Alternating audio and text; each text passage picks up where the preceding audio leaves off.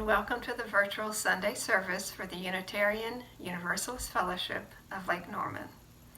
Our fellowship walks diverse paths to find meaning and purpose, but we are united by our belief in the inherent worth and dignity of all, as well as the obligation to express our faith through acts of justice and compassion.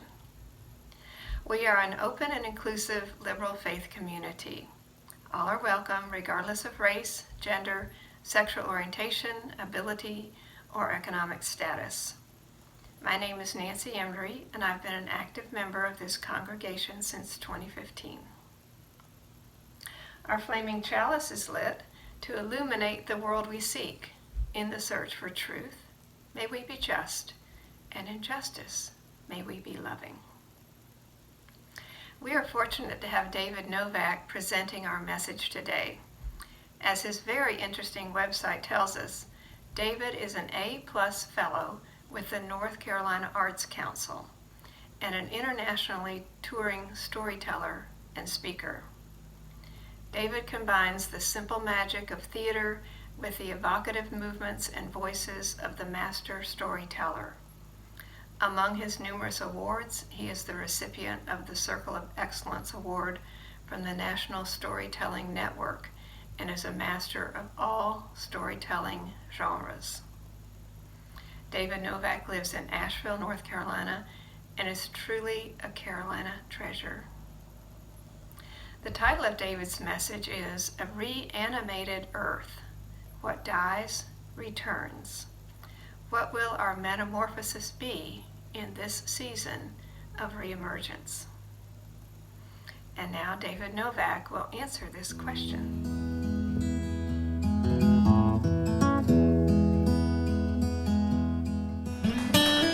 Thank you. Good morning, everyone. It's really a pleasure to be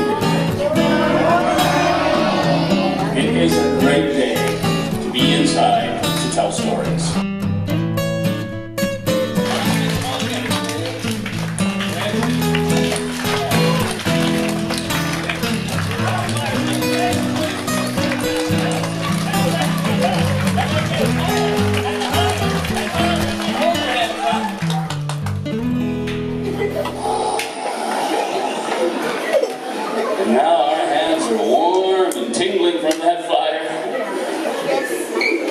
Flames dive down and the embers glow.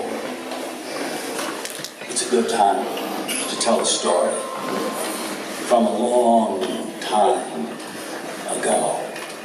A telling experience is the original virtual reality, using the deceptively simple magic of a darkened theater and the evocative movements and voices of the storyteller. The world was completely dark.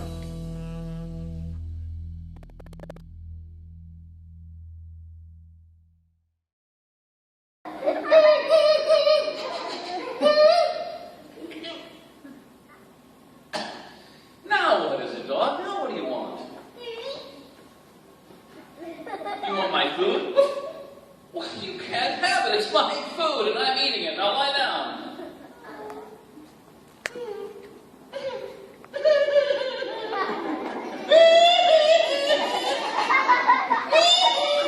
Sometimes I will add to that simple magic the use of ordinary objects in extraordinary ways.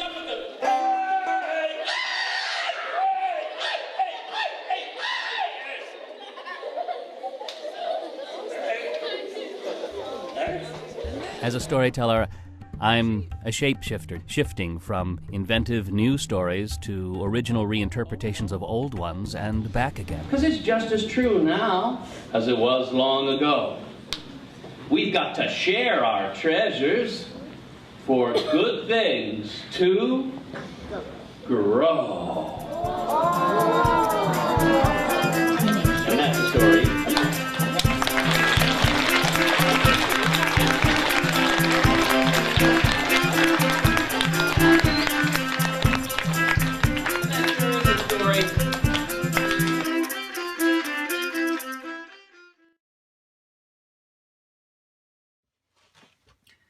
Hello, everyone. I'm David Novak, and it's a pleasure to be here with you this morning. Thank you so much for inviting me into your circle of concern. There's a few things I want to speak with you about, but first, a story.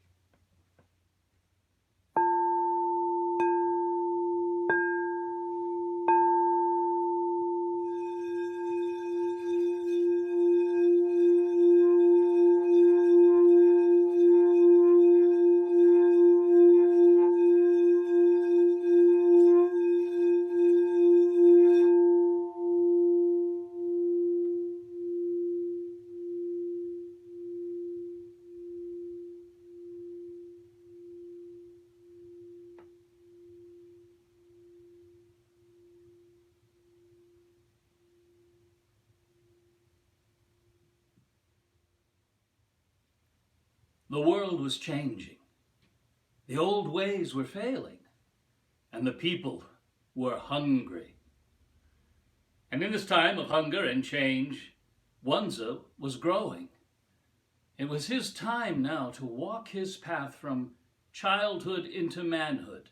It was his time to make a spirit's quest in the wilderness alone, fasting for several days, to seek his way forward in life. And so Wanza said goodbye to his family and goodbye to his friends, and he walked away into the wilderness.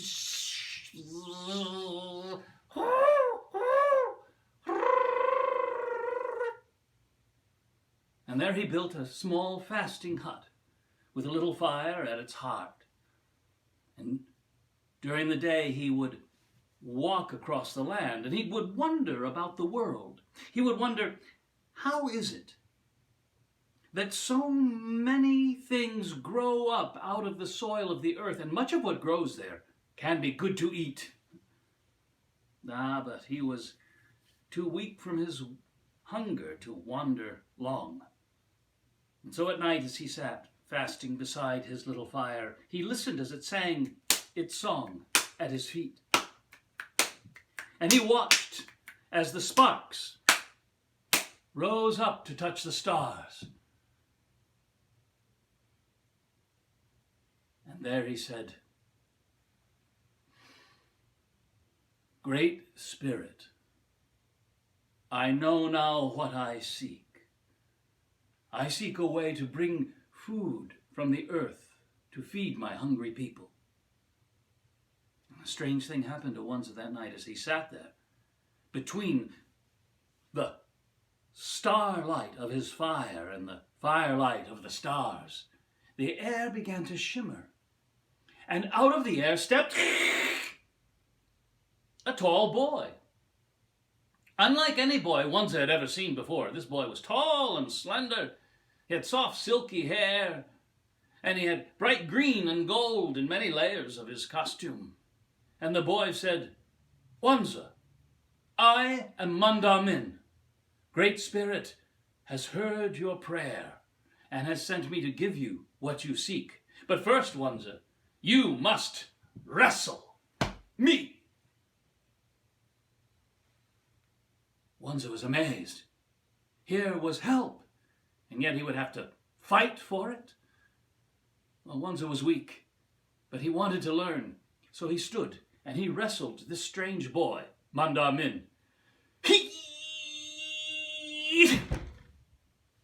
Wanza, you fell down. That is okay. I will come again tomorrow, and we will wrestle once more. So saying, Mandamin was gone, and Wanza was alone. But again the next night, as he sat listening to his fire and watching the sparks touch the stars, Wanza said, "I seek food for my people." And again the air began to shimmer, and out stepped a tall man, strong-armed and broad-shouldered, long golden hair falling over his shoulders, and deep green and gold in many layers of his costume. And the man said, "Wanza, I am Mandamin. Are you ready to wrestle with me again?" again. Wanza was amazed. Mondamin was now a man, even stronger than before. But he wanted to learn, and so again he wrestled. Wanza, I know you can do better than that. I will come again tomorrow, and we will wrestle once more.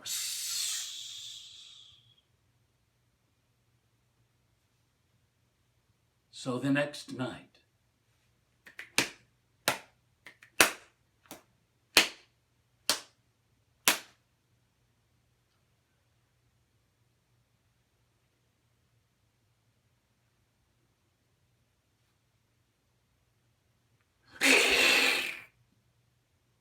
out of the air stepped an old grandfather. Long yellow-gray hair falling over his shoulders. Faded layers of yellow and green hanging loosely in his costume.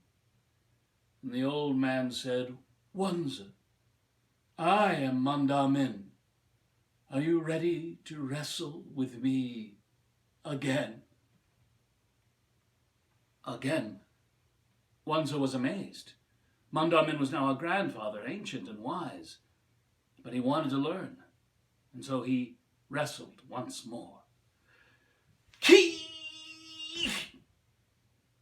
And a strange thing happened to Wanza that night. As he held Mondamin in his arms, he could feel the wisdom of that old man pass into his heart, for he began to have a vision of the world and the way the world grows, the way roots reach down into the dark earth and sprouts open up into the bright sun. And as he felt that knowledge grow strong inside him, he could feel the old man become brittle in his grasp until Mondamin broke and fell, and for the last time spoke.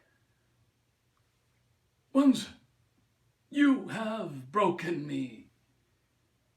Now you may have your wish, my son, but you must do as I say. You must tear away these faded clothes and bury me deep in the earth, in a place where the sun can warm me and the rain can wash me. Clear that place of all roots and stones that are near, and cover me over with fresh, soft soil. Tend to me every day, and once a month cover me again with fresh, soft soil. If you do this, my son, you will have your wish. And so saying, Mondamin was dead in Wanza's arms. And Wanza did as he had been told. He tore away those faded clothes and buried his friend deep in the earth, in a place where the sun could warm him and the rain could wash him. He cleared away roots and stones he found near, and covered that place with fresh, soft soil. And then Wanza returned home from the wilderness.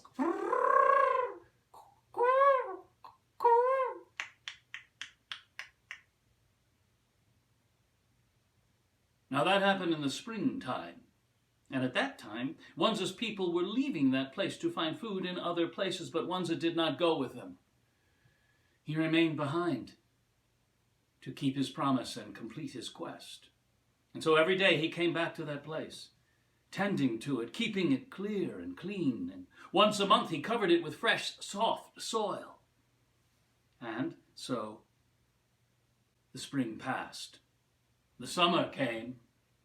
The days grew long and hot, but still Wanza remained true to Mondamin.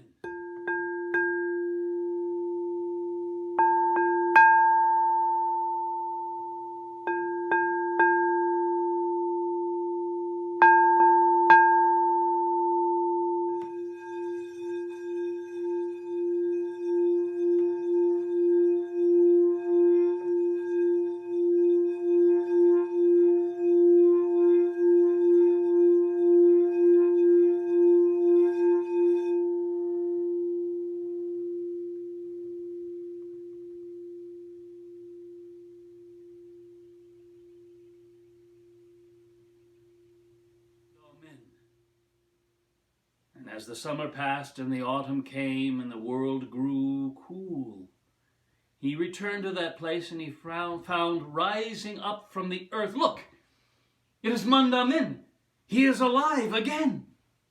For there indeed was a tall, slender plant that looked just like Mandamin. It had bright green and gold in many layers. It had soft, silky hair.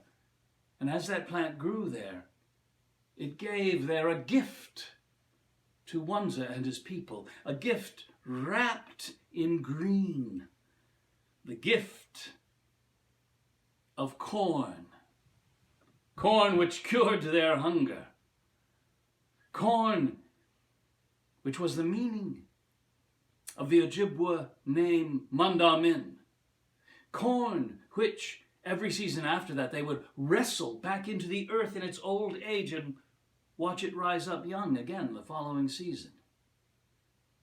Corn, which was the Spirit's gift of grain, the food of wonder. That food that still feeds the world to this day. And this is the legend of Mandamin.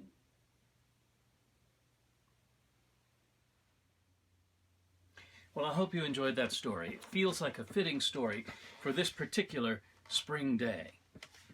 Now, before I go any further, I should point out that in telling that story, I am in no way attempting to represent or misrepresent the culture of origin. I am, in true Unitarian Universalist fashion, looking for insight and wisdom where I can find it in traditions other than the ones I was raised in. That story is probably among the first of the stories of the First Nations peoples to be translated into English, written in 1856 by Henry Rowe Schoolcraft, who married into the Ojibwa nation and did some of the very first translations of Native American stories. You can learn more about that, and I'll put some notes in the liner to this video and link you to some other thoughts too regarding the issue of looking through the other eyes of other cultures, and you can go into that in a little more detail if you want to. There are a number of versions of that story now in print from 1990. There's a fine one by Joseph Bruchac, who is a wonderful poet and author and storyteller in his own right. But what I'd like to look at is, there's a few things of interest to me in that story. One is the way that a story that comes from the people indigenous to the Great Lakes and to the north and northeast part of the United States have a corn origin story, whereas the archaeological record suggests that corn originates in Central America, right? So over a period of 9,000 or 10,000 years, the little grassy plant teosinte evolves and is cultivated into the corn that they enjoy and we enjoy to this day. So the story itself, in a sense, kind of telescopes thousands of years of struggle, if you will, between the first people and the earth that they lived on as they cultivated that corn. And you have the image of wrestling that goes on in that story. And it just puts me in mind of how that cultural memory goes back so far. The other thing I like about the image of wrestling that's in that story has to do with the struggle of the person who is on the spiritual path. Wanza is on a spirit quest, after all, and he's looking for guidance, and he's fasting, and he's in a time of trouble and change, which often prompts us to go on quests. And so he has to seek help. But it's interesting to me that the help that comes to him brings a struggle with it. And however that may be, it does seem to be true that the spirits and the people who have come to give us guidance and help and insight in our lives are often the ones we have the most struggle with. So wrestling is something I've been doing with that story, within that story, and with the story itself, and within myself. I have been wrestling with that story. I've made some changes as the story has grown and changed with me over the 40 years that I've been telling that story. One of the significant changes that I made, I should point out, I don't think you'll find in traditional retellings of the story, is that when Mondamin appears, in each different night that Mondamin appears in my version of the story, he is aging. He starts as a young boy, and then he's a man, and then he's a grandfather. And I initially thought of that in terms of the life cycle of the plant itself, and how when the corn has dried on the stalk, it becomes brittle and breaks and goes back into the earth to be reborn again. But I also realized that it's an expression for me of my own inner struggles, and especially over this past year of this enforced fasting that we have all been on in the pandemic era of our lives, the way we've all been, in a sense, sent on a spirit's quest and had to struggle with many things. And I find myself almost nightly struggling with the spirits of my past, my youth, my adulthood, and my increasing old age. In one form or another, they present themselves to me and invite me to challenge and question and re-examine the life that I've been living all to this point and my own history and what I might learn from it. And I hope if I can continue this struggle with a good heart, that, as in the story, what I throw down will come back in a more nourishing and helpful way. There's something else going on in this story too, and it has to do with the earth, and hence the title of my topic, the reanimated earth, which is that it seems to me that in the modern Western tradition, we tend to think of spirits in an anthropomorphic way. We think of them as sort of human ghosts or human-like beings, like angels, for example. And so we associate the spirit realm with something other than the earth, right? With heaven above and the stars and all that. Whereas this story is a good, kind reminder that our spirit guides may be not in the sky over our heads, but in the earth before our feet, right? That if we're looking for guidance and for re-emergence and for change in times of troubles, maybe our gaze should go to the ground. Mondamin is, after all, a spirit of the earth, and our teachers and our guides and our mentors are among us in the forms of plants and animals and minerals and all of the beings that surround us, all our relations. So it is a habit of the storyteller to be an animist, for the world around has its own perspective, its own point of view, and as you go through the stories of the world, you'll find talking wolves and laughing trees and wise boulders and foolish sparrows, and all of our relations are alive with spirit and with a point of view, and I'm sure they all have something to teach us too. Anyway, it's an easy habit for a storyteller to fall into, to imagine what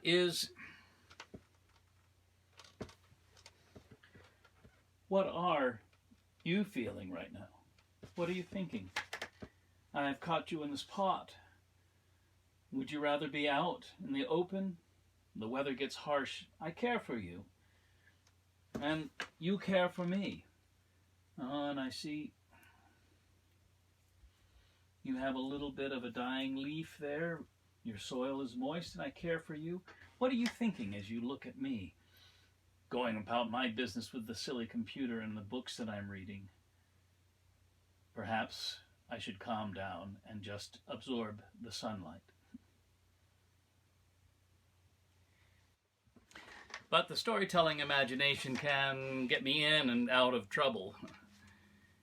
With my son Jordan, I would often animate objects around us, the doorknobs or the carpet or the dandelions growing in the cracks of the sidewalks. When he was in preschool and one day we were on our way to the park, I was getting anxious to get in the car and get going. Well, he had a booster seat in the back and belt buckles, so they had to get into the whole routine, you know. But he was having a fine time just standing on the sidewalk looking at the play of light and the Japanese maples, and I was getting anxious the way grown-ups do and wanted to get him in the car, and I was on the verge of getting angry when I just decided, okay, we'll just make it into a storytelling experience, and I decided to animate the belt buckles on his booster seat. I said, I am sorry, guys. Doesn't look like we're going to the park today. Jordan's not interested. He's got other things to do. And the belt buckles spoke back. Oh, that's too bad. We were really hoping we could get out and go and do something with him. And we missed the kid because we want to get our arms around him and hug him real tight. You know how that is. Yeah, I know how that is. I love to hug him too. Well, I'm so sorry. Well, of course, Jordan overheard this conversation and got into it. He said, oh, I'm so sorry, guys. Yeah, I'll be right there. And he climbed into the seat, and the belt buckles were delighted. Oh, it's great to see you, kiddo. Come on, let us give you a big hug. So I'm fastening the buckles around his chest. You know, hey, wake up down there, Ralph. Ralph was the third buckle. It was down there on the bottom of the seat, and I pulled him up. We got the three-way buckle in there. Hey, good to see you. Hey, good to see you, kiddo. And they're all having a wonderful conversation with Jordan, and he's climbing in the seat, and everything's done. And mission accomplished. I'm back in the driver's seat, and we're on our way. But you bring something to life, and you're responsible for that life. And as we're driving, I'm driving, he's riding, and having a wonderful conversation with the belt buckles, and I'm responsible to keep them alive. So I'm throwing my voice over my shoulder, being the voice of the belt buckles, while I'm very carefully driving the car to get us to the park. And I realize this is sort of an opportunity to get into kind of a Socratic dialogue with my son. Because you see, the belt buckles don't get out much, and they don't know much about the world, so they're full of questions. Where are we going today, kiddo? Oh, we're going to the park. Hey, what's a park? Well, it's a place where you play. Oh, that sounds great. Yeah, what's play? And so it goes on like that. But every day after that, whenever he has to get into the car, the belt buckles are there to talk to him. Hey, kiddo, good to see you. Yay. Hey, guys, good to see you too. Hey, yeah, let's go. And he's growing up in his booster seat with the belt buckles holding on to him real tight. And, hey, you're getting big and strong, man. We got to really stretch our arms to get around you these days. Yeah, I'm growing up. Yeah. So it's like that all the time. And then one day, we're in kindergarten now, and I'm taking him to school for a pizza party. And so he climbs into the seat, and I'm just the chauffeur, right? I'm just the third wheel out there driving the car, and he's having a grand old time with the belt buckles in the back seat. Hey, kiddo, where are we going today? Oh, we're going to the school. Oh, yeah, we heard about that school from you. Yeah, we're going to have a pizza party. Oh, that sounds like fun. Hey, what's pizza? Oh, it's food. It's my favorite food. You eat it. Oh, that sounds really good. Yeah. What's it made out of? And he says, God.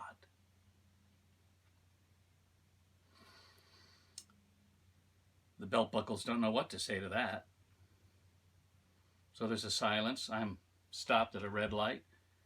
And Jordan calls over the seat to me. He says, isn't that right, Dad? Well, I haven't been part of the conversation. So I said, well, what? What are you talking about?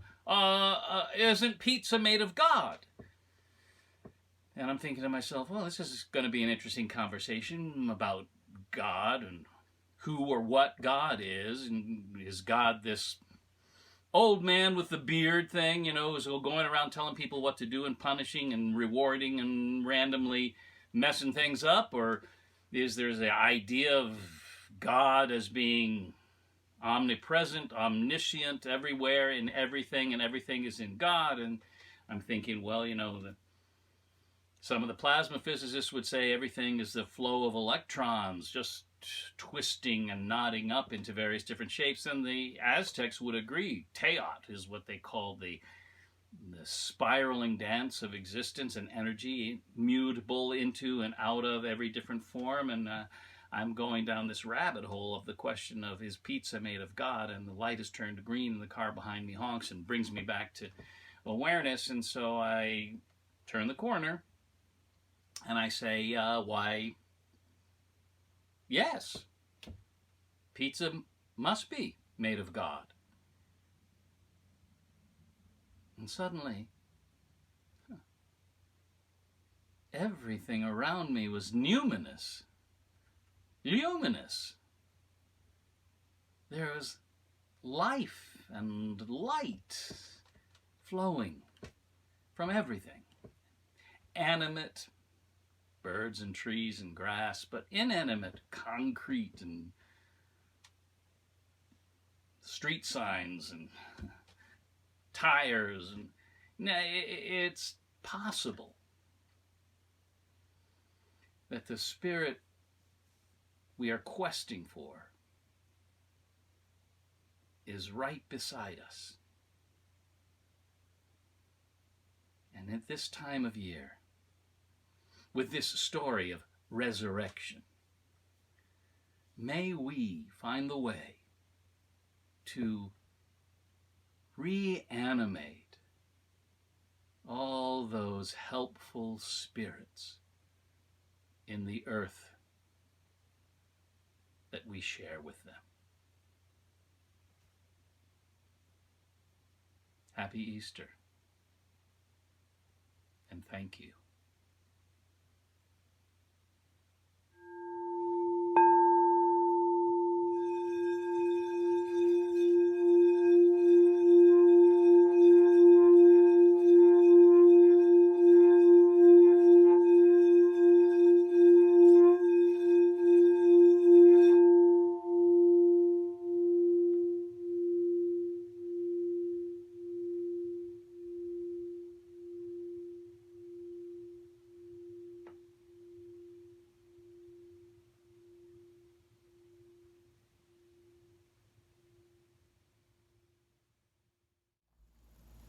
Thank you, David, for this enlightening, creative, and inspiring message.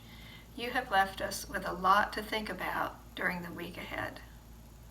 And now we welcome a musical interlude with Mike Alec.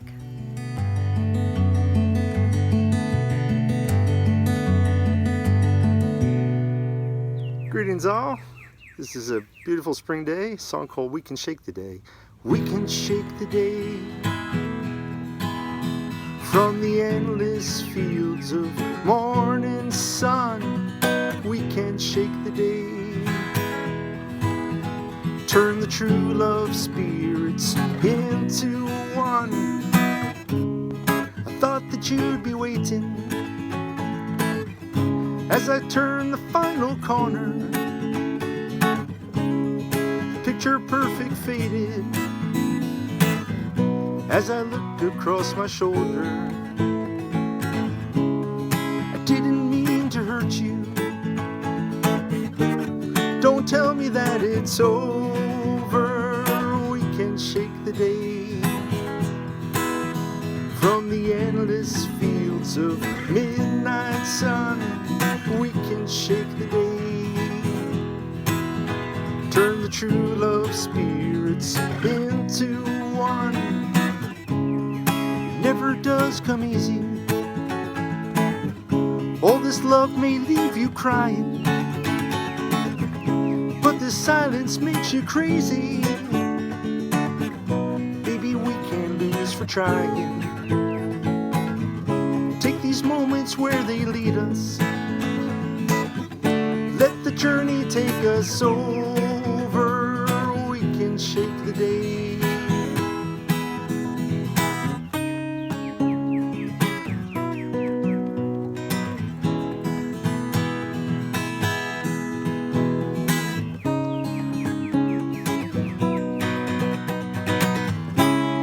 Did you get what you wanted? Now you're turning new horizons. But all my dreams are haunted, and the waters keep on rising, rising. I'll wait a lonely lifetime for you to think it over. We can shake the day from the endless fields of morning sun. We can shake the day, turn the true love spirits into one. Listen what I say, we can shake the day. Listen what I say, we can shake the day. Listen what I say, we can shake the day. Listen what I say, we can shake the day.